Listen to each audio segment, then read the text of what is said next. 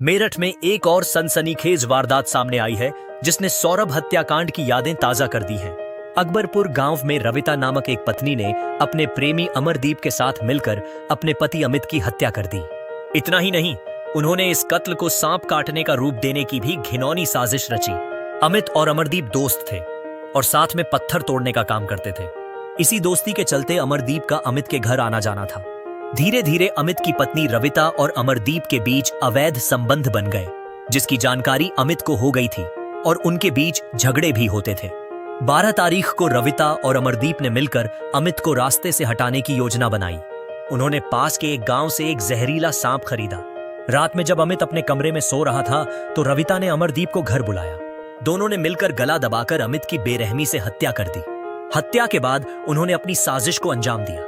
अमित के शव को कमरे से निकालकर खाट पर लिटाया गया और उसके कमर के नीचे उस जहरीले सांप को फंसा दिया गया ताकि वह भाग न सके। सांप छटपटाता रहा और अमित के शरीर पर कई जगह डंक मारता रहा। सुबह करीब 7:30 बजे रविता ने अपने बच्चे को नीचे भेजा कि वह अपने पिता को नाश्ता दे दे। बच्चे ने अपने पिता को बेसुध पाया और उनके नीचे सांप देखकर शोर मचाया कि सांप ने काट लिया। हालांकि घर के कुछ लोगों को अमरदीप और रविता के संबंधों पर शक था, इसलिए उन्होंने पोस्टमार्टम कराने का फैसला किया। पोस्टमार्टम रिपोर्ट में चौंकाने वाला खुलासा हुआ कि अमित की मौत सांप के काटने से नहीं बल्कि गला दबाने से हुई थी। अमित की मां मुनीश ने बताया कि 12 तारीख को अमित मंदिर से लौटा था और सामान्य व्यवहार कर रहा था। बाद में जब वह अंदर गईं तो उन्होंने रविता के संदिग्ध व्यवहार को देखा। उन्हें तब शक हुआ जब उन्होंने अमित को खाट पर बेसुध पाया और कंबल हटाने पर सांप देखा।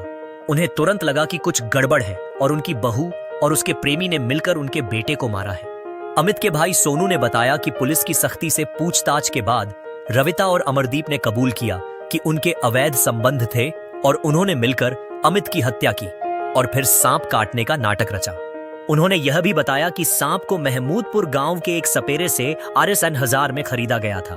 सोनू ने बताया कि अमित के शरीर पर सांप काटने के कोई स्पष्ट निशान नहीं थे, जबकि गले पर गला दबाने और खरोंच के निशान थे, जिससे उनकी साजिश का पर्दाफाश हो गया। परिवार अब इंसाफ की गुहार लगा रहा है और चाहता है कि रविता और अमरदीप को उनके जघन्य अपराध के लिए कड़ी से कड़ी सजा मिले, ताकि भविष्य में कोई और ऐसी घिनौनी हरकत करने की हिम्मत न करे। फिलहाल दोनों आरोपी पुलिस की गिरफ्त में हैं, लेकिन इस घटना ने मेरठ में एक बार फिर रिश्तों के कत्ल और विश्वासघात की स्याह कहानी लिख दी है।